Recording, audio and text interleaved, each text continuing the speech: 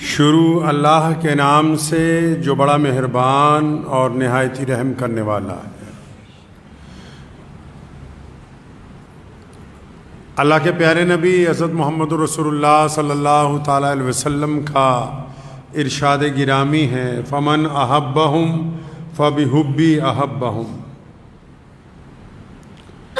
فرمایا کہ جو میرے صحابہ کے ساتھ محبت کرتے ہیں، جو میرے صحابہ کو چاہتے ہیں، جو میرے صحابہ سے پیار کرتے ہیں، جو میرے صحابہ کا اکرام کرتے ہیں، فرمایا جو میرے صحابہ سے محبت کرتے ہیں وہی لوگ مجھ سے محبت کرنے والے ہیں۔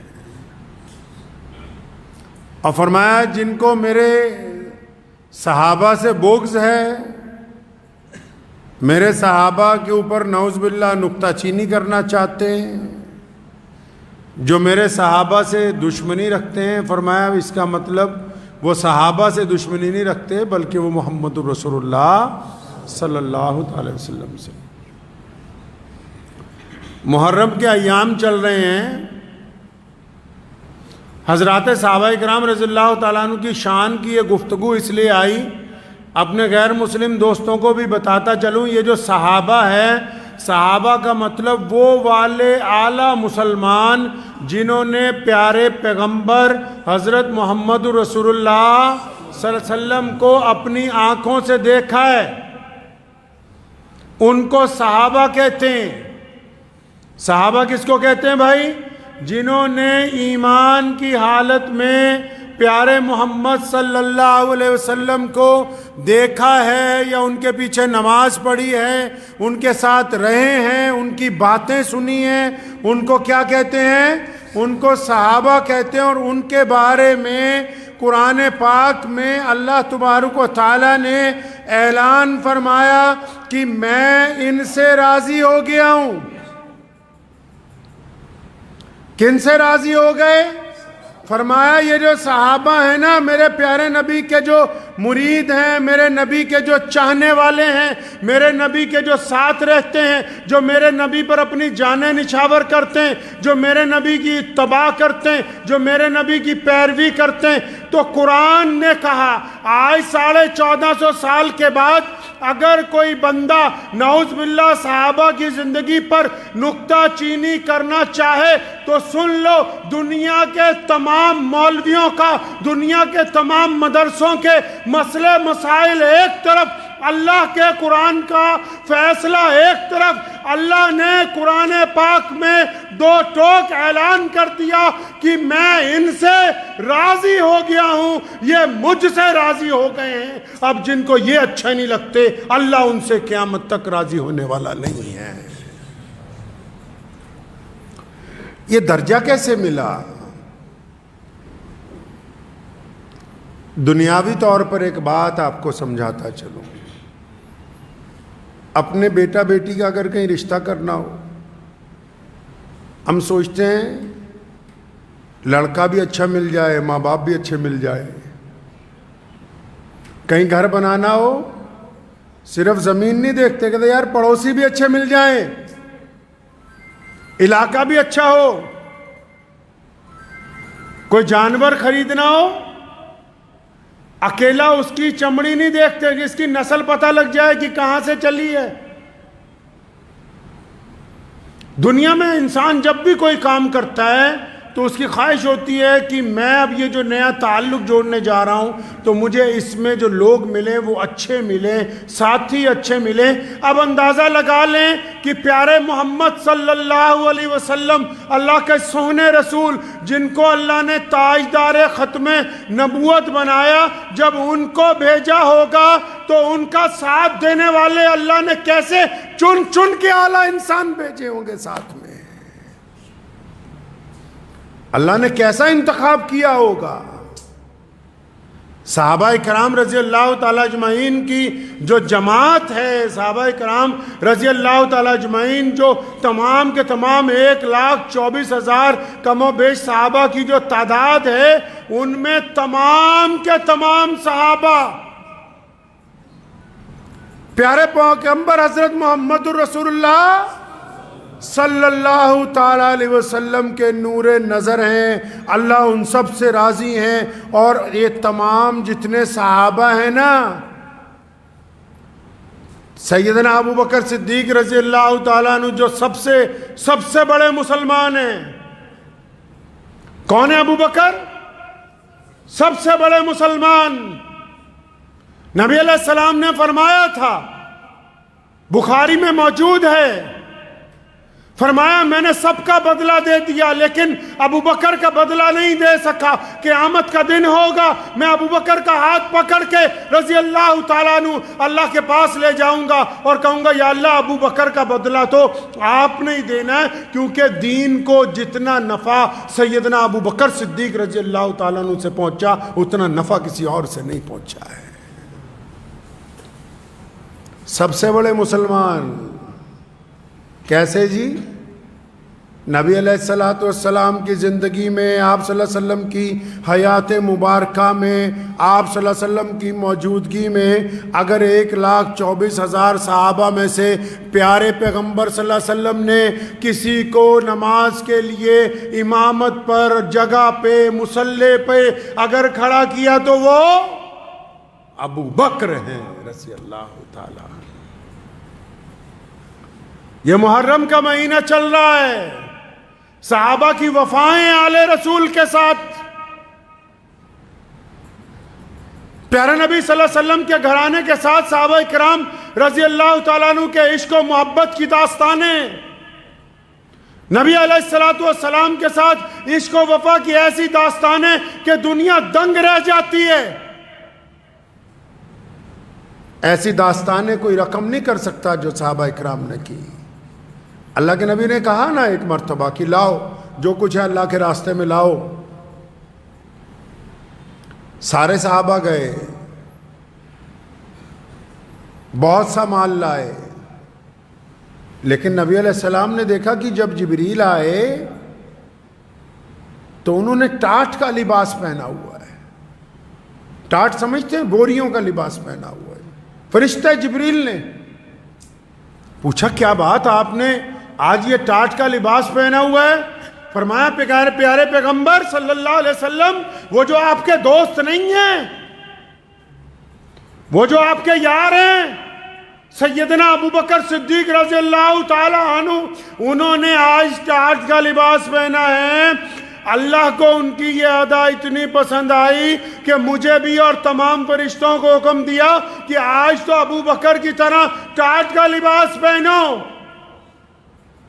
اب جب سیدنا ابو بکر آئے، ٹاٹ کا لباس پہنا ہوا ہے، اب سنو مسلمانوں، کس کو کہتے ہیں عشق؟ وفاداری کس کو کہتے ہیں؟ محبتیں کس کو کہتے ہیں؟ جانثاری کس کو کہتے ہیں؟ اگر یہ سیکھنا ہے تو سیدنا ابو بکر صدیق رضی اللہ تعالیٰ عنہ کی زندگی کو دیکھیے۔ نبی علیہ السلام نے کہا تھا کہ آؤ اللہ کے راستے میں مال چاہیے، ابو بکر گھر پہنچے، سارا مال اللہ کے راستے میں نکالا، تمام جانور نکالے، تمام گھر کا سامان نکالا، تمام زیورات نکالے، تمام نقدی نکالی، تمام گیہوں نکالے، تمام کھانے پینے کی اشیاء نکالی، اور جب سب کچھ دے دیا پھر خیال آیا کہ ابو بکر یہ جو کپڑے پہن رکھے یہ بھی بڑے قیمتی ہیں، اور اللہ کے نبی نے تو کہا کہ لے آؤ اپنے گھر سے جو لاچار لا سکتے ہو، تو اپنا قیمتی لباس اتار کے بھی بیت المال میں جمع کروا دیا۔ اور جب ٹاٹ پہنا نا، اللہ کو پیار آ گیا اپنے نبی کے اس عاشق پر، اور فرشتوں کو حکم دیا کہ ابو بکر کے طرز پر آج ٹاٹ پہنو تاکہ پتہ لگے دنیا کو کہ ہم ابو بکر کے ساتھ راضی ہو گئے ہیں۔ اللہ کے نبی علیہ السلام کے یہ صحابہ، سیدنا عمر بن خطاب رضی اللہ تعالیٰ عنہ، کیا فرمایا؟ پیارے پیغمبر صلی اللہ علیہ وسلم نے فرمایا اللہ نے عمر کو ایسا درجہ دیا ہے، یہ خطاب کے بیٹے کو اتنی عزتیں فرمائی ہیں، فرمایا میرے بعد کوئی نبی ہو نہیں سکتا ہے قیامت تک، اگر ہوتے تو عمر فاروق ہوتے، ہو نہیں سکتا کوئی نبی۔ یہ بات اس لیے کہی تاکہ مسلمانوں کو پتہ لگ جائے کہ عمر کا درجہ تو اللہ نے بہت بلند کر رکھا ہے۔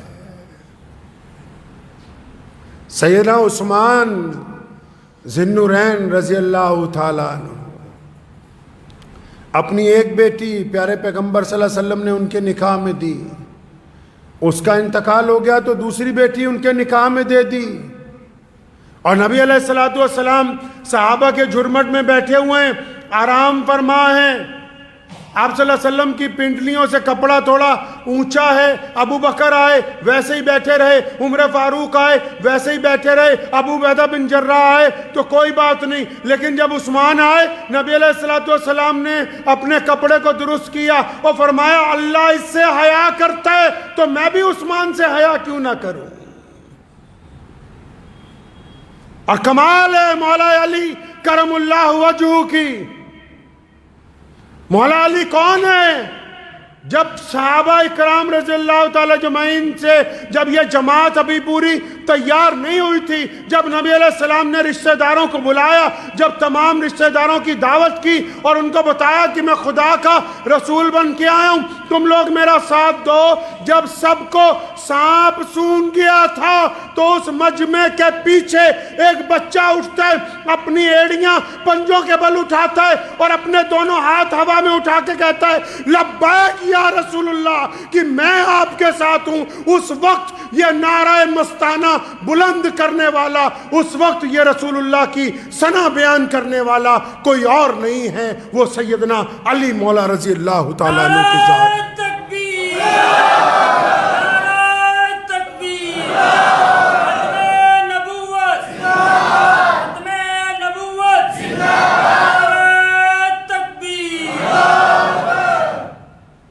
دین ہم تک کیسے پہنچا ہے؟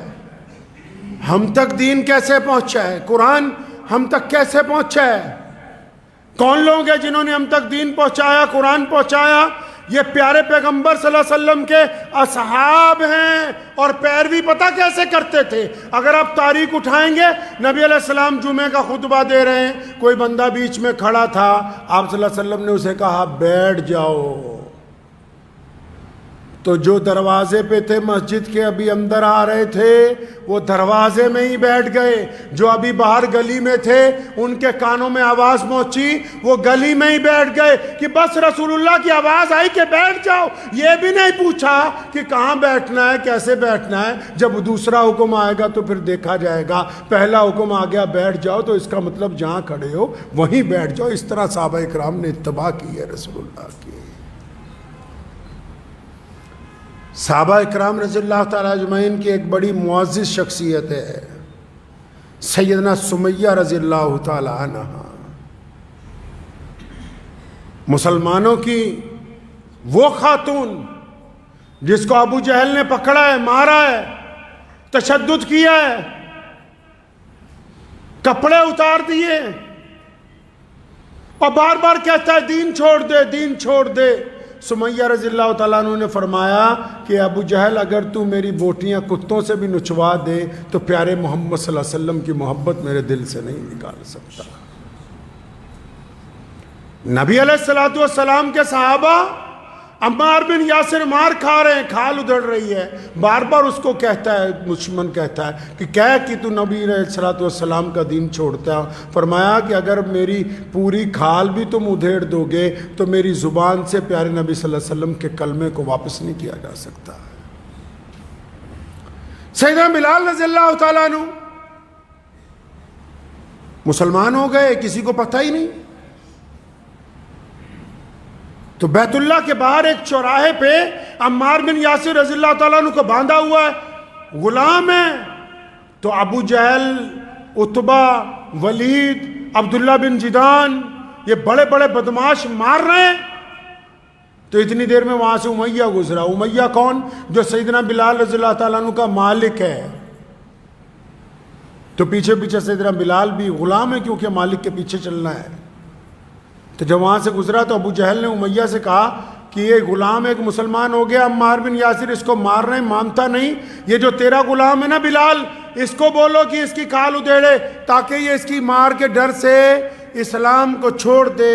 تو عمار بن یاسر کی بات جب یہ چل رہی تھی تو امیہ نے سیدنا بلال سے کہا کہ بلال یہ درہ اٹھاؤ اور عمار کو مارو۔ پتہ نہیں ہے امیہ کو کہ بلال مسلمان ہے۔ عمار بن یاسر کو پتہ ہے، جو درخت سے بندھا ہوا ہے. سیدنا بلال جب آگے بڑھے درہ اٹھانے کے لیے جھکے تو عمار بن یاسر کہتے ہیں میرے دل نے کہا کہ لگتا ہے یہ مجھے مارے گا نہیں. تو انہوں نے آہستہ آواز میں کہا یار بلال 2-4 درے مار دے، کہیں یہ تیرے پیچھے نہ پڑ جائیں. تو سیدنا بلال رضی اللہ تعالیٰ نے کیا کیا، درہ اٹھایا. جب اٹھ کے کھڑے ہوئے تو ایک دفعہ عمار بن یاسر کو دیکھا تیز تیز درہ گھمانے لگے. جب درہ پوری تیزی سے ہاتھ میں گھومنے لگا تو وہ درہ اٹھا کے ابو جہل کے منہ پر پھینک کے مارا. فرمایا تو کیا سمجھتا ہے یاسر اکیلا ہے؟ میں بلال بھی محمد رسول اللہ کے ساتھ ہوں، میں اپنے پیارے پیغمبر کے ساتھ ہوں. حضرات صحابہ کرام رضی اللہ تعالی اجمعین کی اگر آپ زندگیاں اٹھائیں گے، حبیب بن زید رضی اللہ تعالیٰ عنہ کے ہاتھ پاؤں کاٹ دیے گئے صرف اس لیے کہ تم پیارے پیغمبر جناب محمد رسول اللہ صلی اللہ علیہ وسلم کی پیروی سے انکار کر دو. فرمایا تمہاری خام خیالی ہے، جس نے رسول اللہ کی اتباع کر لی اس کو کون ہٹا سکتا ہے دین کے ساتھ. یہ صحابہ کرام کے واقعات آپ کو اس لیے سنا رہا ہوں کہ کچھ لوگ محرم میں نعوذ باللہ صحابہ کی زندگی پر تنقید کر کے سمجھتے ہیں کہ ہم بہت بڑے ترم خاں بن گئے ہیں. پہلی بات تو یہ کہ پوری دنیا کے ولی، پوری دنیا کے کتب، پوری دنیا کے ابدال اور پوری دنیا کے مولوی، پوری دنیا کے شیخ الحدیث، پوری دنیا کے مسلمان، پوری دنیا کے دیندار لوگ، ان سب کو ایک پلڑے میں رکھو اور میرے نبی علیہ السلام کے کسی ایک صحابی کی جوتی کو ایک پلڑے میں رکھ دو، قیامت آ سکتی ہے یہ اس کی برابری تک نہیں پہنچ سکتی. تکبیر، تکبیر، نبوت،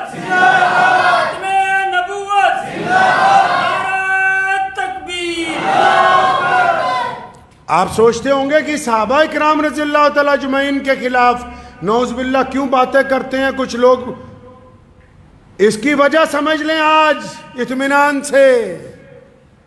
جو بڑی عمارتیں ہوتی ہیں، جو بلند عمارتیں ہوتی ہیں، ان عمارتوں کو اگر کوئی گرانا چاہتا ہے، کمزور کرنا چاہتا ہے تو پوری کی پوری عمارت کو گرانے کی طاقت نہیں رکھتا. عمارت کو کمزور کرنے کے لیے وہ سمجھتا ہے کہ اس کی بنیاد کے جو پلر ہیں ایک ایک کر کے اگر میں ان کو ہلاؤں گا تو شاید وہ وقت آ جائے گا کہ عمارت کمزور ہو جائے گی. صحابہ دین کے بنیادوں کے وہ پلر ہیں جن کو دشمن اس لیے ہلانا چاہتا ہے کہ نعوذ باللہ اگر ان کو ہلا دیا تو روایتیں کس سے ہیں حدیث کی؟ حدیث کی روایت تو سیدنا ابو بکر رضی اللہ تعالیٰ عنہ سے، حدیث کی روایت تو امیر المومنین ابن خطاب سے، حدیث کی روایت تو عثمان ذی النورین سے، حدیث کی روایتیں تو مولا علی کرم اللہ وجہ سے، حدیث کی روایتیں عبداللہ ابن زبیر سے، حدیث کی روایتیں ابو عبیدہ بن جراح سے، حدیث کی روایتیں خالد ابن ولید رضی اللہ تعالیٰ اجمعین سے، حدیث کی روایتیں تو 1,24,000 صحابہ سے ہی ہیں. تو اگر کوئی دین میں رہ کے نعوذ باللہ غداری کر کے دین کو کمزور کرنا چاہتا ہے تو وہ پہلے اوپر ہاتھ نہیں ڈالتا، وہ یہ سوچتا ہے کہ جدھر سے روایتیں آ رہی ان کو کمزور کرنے کی کوشش کرو. اس لیے یاد رکھیں، کوئی بندہ اپنے آپ کو مسلمان بھی کہتا ہو اور نعوذ باللہ صحابہ کے خلاف گفتگو بھی کرتا ہو تو ہمارا کام ہے کہ اس مجلس کو چھوڑ دیں، اس گفتگو کو چھوڑ دیں، اس بندے سے تعلق ختم. کیونکہ پیارے پیغمبر صلی اللہ علیہ وسلم کی جو جماعت ہے، حضرات صحابہ اکرام کی جو جماعت ہے، یہ غیر متنازع ہے. جو ڈپلیکیٹ سید ہیں سلمان ندوی جیسے، یہ جو مرضی بک بک کرتے رہیں، لیکن اللہ نے جو قرآن میں کہا نا رضی اللہ عنہم و رضوا عنہ، فرمایا میں تو ان سے راضی ہوں، یہ مجھ سے راضی ہیں، اللہ کے اعلان کے بعد اب کسی بھی دنیاوی شوشے باز کی کوئی اہمیت باقی نہیں رہتی ہے، کوئی اہمیت باقی نہیں رہتی۔ اور جن کو ایسے جو اپنے آپ کو سید بھی بتا رہے ہیں اور ٹوٹکے بھی چھوڑتے ہیں، ان سے گزارش کرتا ہوں ذرا ایک دفعہ اپنا ڈی این اے ٹیسٹ ضرور کروا لیں۔ آج کل تو سہولت ہو گئی ہے کہ پیارے کے پیغمبر صلی اللہ تعالی علیہ وسلم کی اصحاب پر انگلی اٹھانے والے ہیں کون، آئے کدھر سے ہیں؟ ہمارے دین کی بھائی بنیاد صحابہ کرام رضی اللہ تعالی اجمعین ہے۔ یہ قرآن صحابہ کے سینے سے ہمیں منتقل ہوا ہے، یہ حدیث صحابہ کرام کے سینے سے ہمیں منتقل ہوئی ہے۔ یہ روایتیں، یہ پیار، یہ محبتیں، یہ چھوا چھوت سے چھٹکارا، یہ بڑے اور چھوٹے کی تمیز، یہ کالے اور گورے کا ایک صف میں کھڑے ہو جانا، یہ امیر اور غریب کا ایک ساتھ نماز پڑھنا، یہ غریبوں کے ساتھ بیٹھ کر کھانا کھانا، یہ امیر اور غریب کا ایک ساتھ محبتوں کا اعلان کرنا، یہ سب کچھ جو محمد رسول اللہ نے ہمیں دیا، یہ صحابہ کے ذریعے ہی ہم تک پہنچا ہے۔ پوری دنیا جو مرضی کہتی رہے، ہم اپنے پیارے رسول کے پیارے صحابہ کو چھوڑنے والے ہیں نہیں۔ تو ذہن نشین کر لیں اس بات کو۔ بہت سارے لوگ بڑے بڑے مسئلے کرتے ہیں، دیسی لوگ ہیں، دیسی بات پتہ ہے کہ ہم محمد رسول اللہ کے وفادار ہیں، اور رسول اللہ کے صلی اللہ علیہ وسلم کے وفادار بننے کے لیے ضروری ہے کہ رسول اللہ کی جماعت کے وفادار بنے، رسول اللہ صلی اللہ علیہ وسلم کے دوستوں کے وفادار بنے، رسول اللہ کے چاہنے والوں کے وفادار بنے، اور سب سے بڑی بات رسول اللہ کے اہل بیت کے وفادار بنے۔ تو اس بات کو ذہن نشین کر لیں کہ حضرات صحابہ کرام رضی اللہ تعالی اجمعین کی زندگیاں، ان کی جماعت اور وہ پیارے رسول صلی اللہ علیہ وسلم کے ساتھ ان کا گزارا ہوا وقت ہماری زندگی کا راستہ ہے، مسلمانوں کے لیے مشعل راہ ہے۔ اس لیے اپنے بچوں کو بھی واقعات سنائیں، سیدنا ابو بکر صدیق کے، سیدنا عمر رضی اللہ تعالیٰ عنہ کے، سیدنا عثمان ذی النورین کے، مولا علی رضی اللہ تعالیٰ عنہ کے، سیدنا فاطمۃ الزہرا کے، سیدنا امام حسن اور امام حسین رضی اللہ تعالیٰ عنہ کے۔ اور آپ یہ دیکھ لیں کہ ہمارے پیارے پیغمبر صلی اللہ علیہ وسلم کے جو نواسے ہیں امام حسین رضی اللہ تعالیٰ عنہ، ان کے جو بیٹے ہیں آگے، بہت سارے لوگ بتاتے ہوئے شاید ڈرتے ہیں کہ کوئی ناراض نہ ہو جائے، امام حسین رضی اللہ تعالیٰ عنہ نے اپنے متعدد بچوں کا نام کس پر رکھا؟ کس پر رکھا؟ ابو بکر بن حسین، عمر بن حسین رضی اللہ تعالیٰ عنہ، عثمان بن حسین رضی اللہ تعالیٰ عنہ، اپنے صحابہ، اپنے نبی صلی اللہ علیہ وسلم کے ان دوستوں کے نام کے اوپر جن کو رسول اللہ نے ہمیشہ اپنے ساتھ رکھا ہے، ان کے نام پر اپنے بچوں کے نام رکھے ہیں۔ تو اس لیے عظمت صحابہ کے لیے ضروری ہے کہ ہم لوگ بھی جب ہمارے گھر میں کوئی بچہ پیدا ہو تو اس کا نام پیارے رسول صلی اللہ علیہ وسلم کے صحابہ کے نام پہ ہونا چاہیے۔ کسی بچے کا نام معاویہ رضی اللہ تعالیٰ عنہ کے نام پر ہو، کسی کا سیدنا ابو ہریرہ رضی اللہ تعالیٰ عنہ کے نام پہ ہو، کسی کا نام سیدنا سلمان فارسی رضی اللہ تعالیٰ عنہ کے نام پہ ہو، جتنے صحابہ ہیں ان کے ناموں پر اپنے بچوں کا نام رکھیں تاکہ یہ محبتیں زندہ رہیں، قیامت والے دن یہ محبتیں نجات کا ذریعہ بنیں گے انشاءاللہ تعالیٰ۔ اور چلتے چلتے گزشتہ 3-4 دن پہلے جو کچھ ہوا ہریانہ میں، میوات میں، آپ لوگ اگر وہاں کے ویڈیو دیکھیں گے، حالات دیکھیں گے، تو میں 2-3 دن سے سوشل میڈیا پر وہاں کے جو مسلمان اور ہندو بھائی جو رہتے ہیں آپس میں ہزاروں سال سے اکٹھے، اگر ان کی ویڈیو سنتے ہیں تو پتہ لگتا ہے کہ مقامی لوگوں میں تو کوئی آپس میں ناراضگی ہی نہیں ہے۔ اور اگر سوشل میڈیا والوں کو دیکھ لیں گے یا آج کل جو بڑے بڑے میڈیا گھرانے ان میں سے کچھ کو دیکھ لیں گے تو پہلے رواج ہوتا تھا کہ کئی بار دو لوگ آپس میں ناراض ہوتے تھے تو تیسرا صلح کرانے آتا تھا. آج کل انہوں نے رواج بدل لیا کہ اگر دو لوگ ناراض ہوں تو تیسرا نمک چھڑکنے کے لیے آتا ہے. تو اپنے آپ کو ان لوگوں میں کبھی شامل نہیں کرنا جو نمک چھڑکنا چاہتے ہیں. اسلام نے امن کا پیغام دیا, محبتوں کا پیغام دیا ہے, بھائی چارے کا پیغام دیا ہے. نفرت کے لیے کوئی جگہ نہیں ہے. ہمارے معاشرے میں نفرت کے لیے کوئی جگہ ہے ہی نہیں. نفرت کی سیاست بھی نہیں, نفرت کا دین بھی نہیں. اس لیے جو لوگ سوشل میڈیا کا استعمال کرتے ہیں وہ اس بات کو ذہن نشین کر لیں, کوئی جتنا مرضی نفرت کی باتیں کرتا رہے, یہ ہمارا کام نہیں ہے کہ ہم نفرت پھیلائیں. ہمیں پیارے رسول صلی اللہ علیہ وسلم نے ایک مضبوط معاشرہ عطا کیا ہے جس میں نفرت کے لیے کوئی جگہ نہیں ہے. اب آپ آ جائیے حالات کے اوپر, جو کچھ ہوا. اگر وہاں کے مقامی لوگوں سے پوچھیں گے کیا ہوا تو وہ کہتے ہیں جی ہمیں نہیں پتا کس نے کیا. دوسرے پکش سے پوچھو گے کیا ہوا, وہ کہتے ہیں ہمیں نہیں پتا, دوسروں نے کیا ہے. اگر دونوں سے ایک بات پوچھیں کہ قصوروار کون ہے, قصوروار کون ہے, تو دونوں لوگ ایک ہی بات کہتے ہیں کہ جی سرکار کی بڑی ناکامی ہے. سرکار کی ناکامی پہ ایک بات یاد آ گئی, بڑی تاریخی بات آپ کو آج یاد دلا دوں.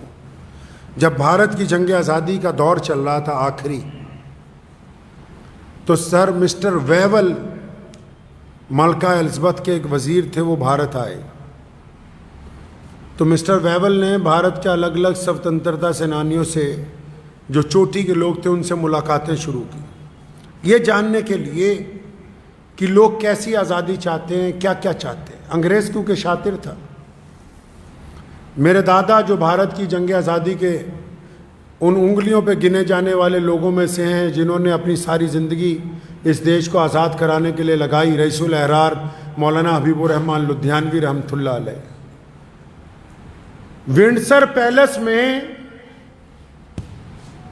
جب مولانا حبیب الرحمن لدھیانوی کو بلایا مسٹر ویول نے, الگ الگ لوگوں سے الگ الگ میٹنگیں طے تھیں. تو انگریز کیونکہ شاطر ہوتا ہے نا, اس نے ایک بات کہی, کہنے لگا اچھا مولانا ہم چھوڑنے والے ہیں, اس دیش کو آزاد کرنے والے ہیں, آپ یہ تو بتاؤ کہ جو سرکار بنانی ہے یہاں,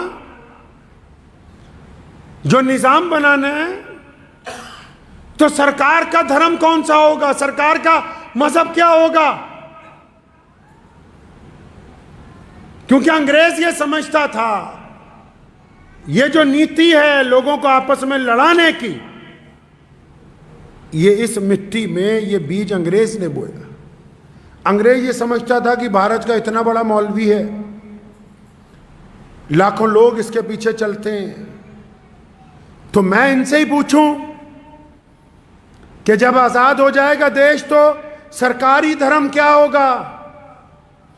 اور انگریز یہ سمجھتا تھا کیونکہ مولانا تو مسلمان ہیں تو یہ کہیں گے کہ بھائی سرکاری دھرم تو اسلام ہونا چاہیے. پھر جب دوسرے آئیں گے ان سے پوچھوں گا, وہ کہیں گے نہیں ان کا نہیں ہمارا ہونا چاہیے.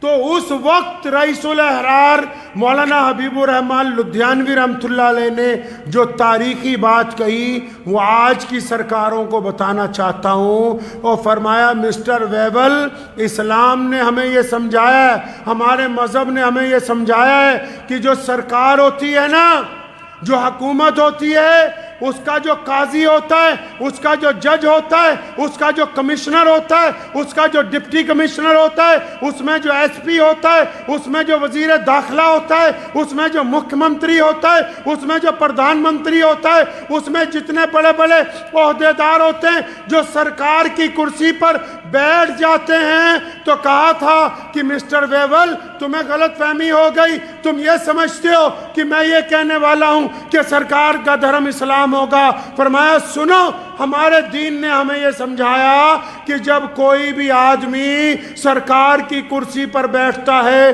تو اس کا مذہب انصاف ہوتا ہے, اس کا مذہب عدل ہوتا ہے, وہ لوگوں کے ساتھ برابری کرتا ہے. اس وقت وہ کسی ایک مذہب کو چاہنے والا نہیں ہوتا.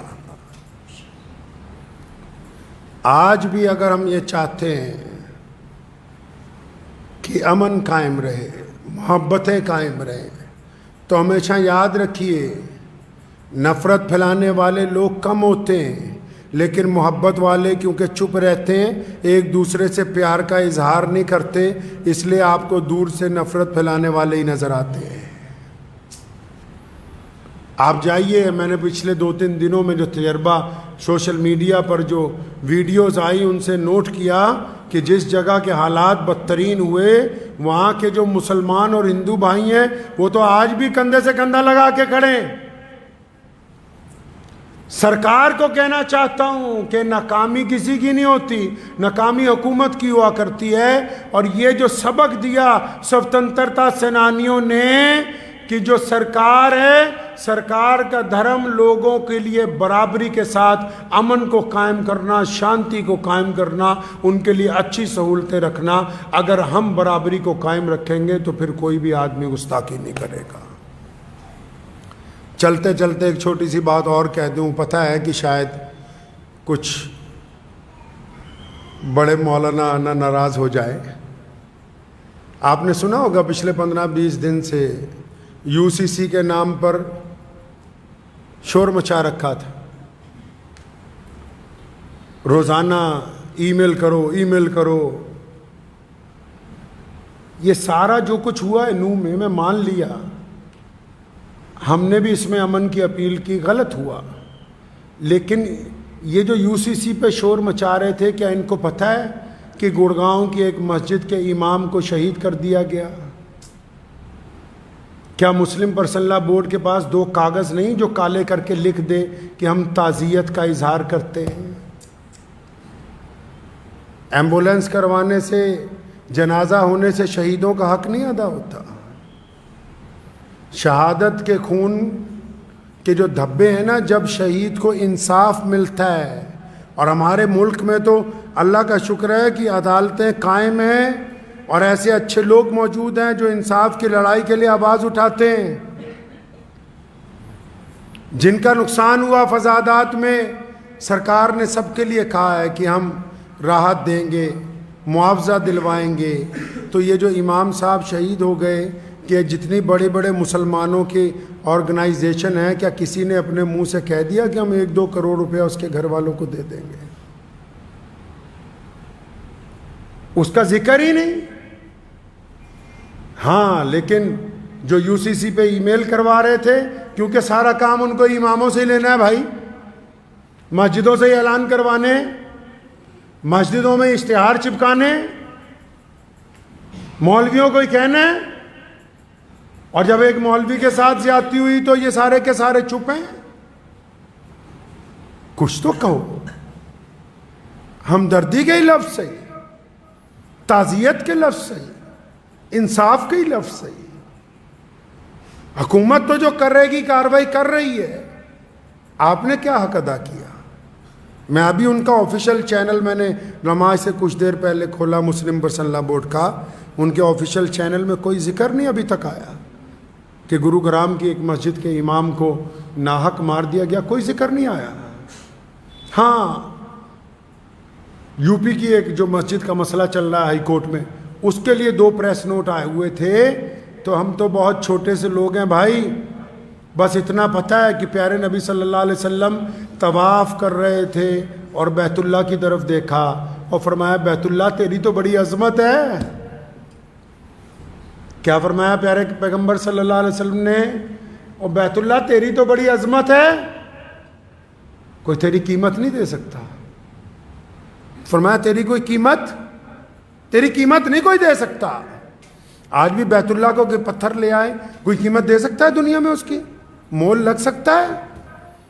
ویسے بھی اگر یونیسکو کی رپورٹ پڑھ لیں تو دنیا کی سب سے مہنگی پراپرٹی اس وقت ورلڈ میں وہ حرم شریف مکۃ المکرمہ ہے اب تک کی، جہاں اتنا پیسہ لگ چکا ہے کہ اس کے برابر ابھی دنیا کی کسی پراپرٹی کے اوپر اتنا پیسہ نہیں لگا ہے۔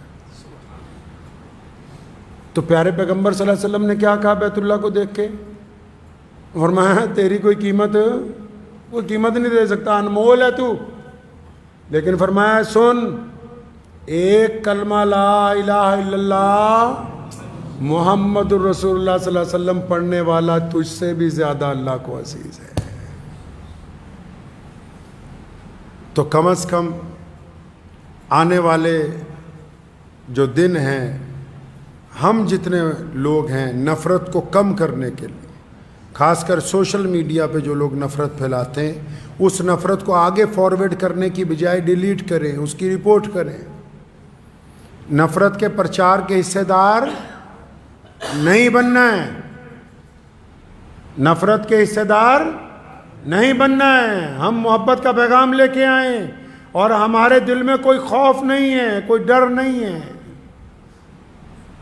اللہ تبارک و تعالیٰ نے اہل ایمان پر یہ فضل فرمایا،